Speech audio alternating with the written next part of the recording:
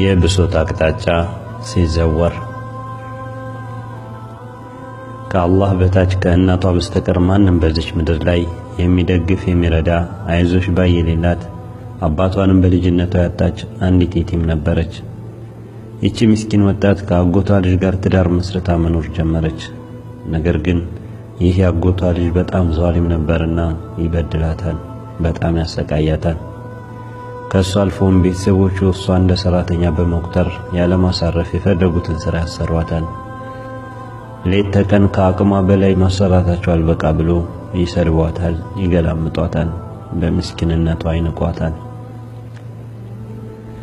ይቺ የቲም ልጅ ታዲያ ሁሌ ምድር በጠበበባት ጊዜ እየመጣች እናቷ አቅፍ ውስጥ በመግባት ታለቅሳለች፣ ታነባለች። ለእናቷም ብሶቷን ሁሉ አንድ ባንድ ትነግራታለች። እንደገና በድጋሚ ታለቅሳለች። አልቅሳ ሲወጣላት ወደ ባሏ ቤት ትመለሳለች። እናቷም በጣም ደካማ ስለሆነች የልጇን ብሶትና ለቅሶ ከመስማትና ከማየት ውጪ ምንም አይነት መላ ብልሃትና ጉልበት የሌላት በመሆኑ የልጇን ህመም የምትካፈለው አብራት በማልቀስ ብቻ ነበር። በእነዚህ ሁኔታዎች ላይ ድፍን 10 ዓመታት አለፉ። ሞት አይቀርምና የእናቷ አጀል ደረሰ። ልጅቱም በጣም ማልቀስ ጀመረች። እናቷ በሞት አፋፍ ላይ እንዳለች እናቴ ሆይ አንቺ ከሌለሽ ለማን ብሶቴን አሰማለሁ? እማ አንቺ ከሌለሽ ለማን ሐዘኔን አካፍላለሁ? እናቴ ለማን ነው ብቻዬን ጥለሽኝ የምትሄጂው? ብቸኛ አድርገሽኛ ትሄጂ እናቴ እያለች እናቷ አቅፍ ውስጥ ሆና ስቅስቅ በማለት ታለቅሳለች።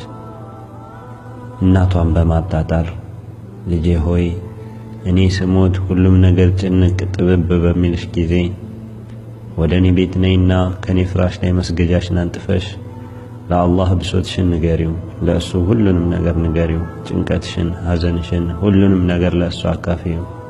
ይህን እየተናዘዘች እናት ላትመልስ አሸለበች። እናቷም አባቷም በወጣትነቷ ያጣችው የቲሟ የእንባዋ ከረጢት ለአፍታ እንኳ ሳይደርቅ ሳምንት አለፈ። ይቺ ምስኪን የቲም የብቸኝነትን ሕይወት መቅመስ ጀመረች። እናቷ ከሷ ጎን በነበረችበት ጊዜ እንኳ መቋቋም ያልቻለችውን መሪር ሕይወት እንዴት እናቷን አጥታ ብቸኛ ሆና ልትቋቋም ትችላለች? ዱንያ ጥብብ ባለችባት፣ ጭንቀቱ ሐዘኑ አየለባት። የእናቷን የመጨረሻ የኑዛዜ ምክር አስታወሰች። መስገጃዋን ያዘች። እናቷ ወደ ነበረችበት ቤት በመሄድ ውዱዋን አድርጋ ለሶላት ቆመች። በሶላቷም ውስጥ ከአላህ ጋር ተነጋገረች። ብሶቷን ለአላህ ነገረችው። አለሁልሽ እንዲላት አጥብቃ ለመነችው።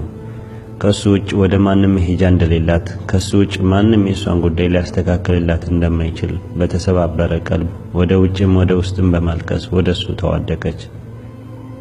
ከውስጥ ጠርንፎ የያዛት የጭንቀት ሸክም አንድ በአንድ ሲረግፍ ይሰማት ጀመር።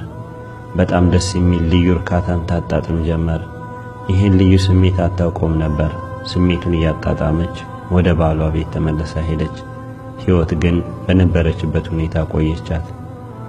እሷም በየሳምንቱ አንዴ ወደ ቤቷ እየተመለሰች ከአላህ ጋር ያላትን ግንኙነት ታጠብቅ ያዘች። ብሶት ሰምቶ ዝም ለማይለው ጌታዋ ማቅረብ፣ በማቅረቧም ውስጧ በሐሴት ተሞልቶ ወደ ባሏ ቤት መመለስ ዘወትር በየሳምንቱ በጉጉት የምትፈጽመው ሥራ ሆነ። በዚህ ሂደት ለ1 ወር አሳለፈች።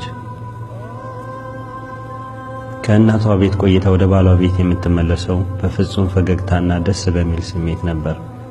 የእሷን ፈገግታና ደስታ ያዩ በዳይ የሆኑ የባል ቤተሰቦች ግን ውስጣቸው ይቃጠል ጀመር። ሸይጣንም በእሷና በባሏ መካከል በመግባት እኩይ ሴራውን ለባል ቤተሰቦች ያመላክታል። የባል ቤተሰቦችም እንዲህ ይሉታል። በየሳምንቱ አንድ ቀን እናቴ ቤት ልሄድ እያለች ትወጣለች። ስትመለስ ታጥባና እየሳቀች ደስ ብሏት ነው የምትመለሰው። ባልም የቤተሰቦቹን ተራ አሉባልታ ይሰማና በሚቀጥለው ቀን ወደ ልጅቱ እናት ቤት ቀድሞ በመሄድ እሷ በማታየውና ነገር ግን እሱ በሚያየው ቦታ ላይ በመደበቅ ሁኔታውን መከታተል ጀመረ። እናት ከሞተች 1 ወር ሆነ። በእናቷ ሞት ከደረሰባት መሪር ሐዘን ባሻገር በባሏና በቤተሰቦቹ የሚደርስባት በደል ሆዷን አሳምሟታልና ለጌታዋ ድምጿን ለማሰማት መስገጃዋን ይዛ ወደ እናቷ ቤት አመራች። በተረጋጋ መንፈስ ውዱዋን አድርጋ መስገድ ጀመረች። ስጁድ ላይ ስትሆን ተንሰቅስቃ በማልቀስ ከጌታዋ ጋር የውስጧን አንሾካሾከች። ሁሉንም የሚያስጨንቃትንና የሚያሳስባትን ቀልቧን ያሳመማትን ጉዳይ ሁሉ አንድም ሳታስቀር ጉዳዮችን ሁሉ ለሚያውቀውና የሁሉንም ጉዳዮች መፍትሄው በእጁ የሆነው ለአላህ ነገረችው። ከሁሉ ቢበድላትም የምትወደውን ባሏን አላህ ሂዳያ እንዲሰጠውና ቀልቡን ለኢማን እንዲከፍትለት በሚቆራረጥ ድምፅ እያለቀሰች ተማጸነችው። ተደብቆ ይከታተላት የነበረው ባሏ በሚያየውና በሚሰማው ነገር ውስጡ ተነክቶ ስታለቅስ አብሯት ማልቀስ ጀመረ። እንደ በደላት ስለተሰማው እሱም ሆነ ቤተሰቦቹ የፈጸሙባት በደል አንድ በአንድ እያሰበ በሐሳብ ባህር ስጥም ብሏል። የጸጸት ጅራፍ የሚያሳርፍበትን አለንጋ ለመቋቋም ባለመቻሉ የእንባ ዘለላዎች ከዓይኑ እየመነጩ በሁሉም አቅጣጫዎች ይፈሳሉ። በሶላቷና በዱዓዋ ቀልቧ በደስታ ስክን እስከሚል ድረስ ጌታዋን ለምናና በልመናዋ መልስ እንደሚሰጣት ሙሉ በሙሉ ተማምና ከመስገጃዋ ቀና ስትል ያየችውን ማመን አልቻለችም።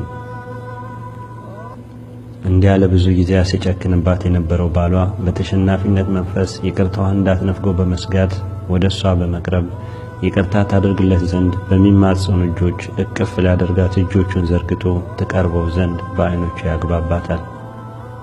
ተያይዘው ማልቀስ ጀመሩ። የዱዓዋ ውጤት በቅጽበት መድረሱ በእሷና በጌታዋ መካከል ያለው ቅርበት በማየቷ ከመደሰቷን ባሻገር የሁል ጊዜ ባሏ ቀልቡ ወደ እሷ ተመልሶ የእሷን እንባ ሲያለቅስና ደስታዋን ሲደሰት በማየቷ የደስታዋን እንባ ከሱ ደረት ላይ አፈሰሰችው። ውዴ አላህ ዱዓሽን ተቀብሎሻል። ካሁን በኋላ አንቺ ደስተኛ ነሽ። የኔ ደስታ ያለው በአንቺ ደስታ ውስጥ ነው እያለ ግንባሯን ይስማት ጀመር። ወደ ቤታቸው ሳይመለሱ ከእናታቸው ቤት አደሩ።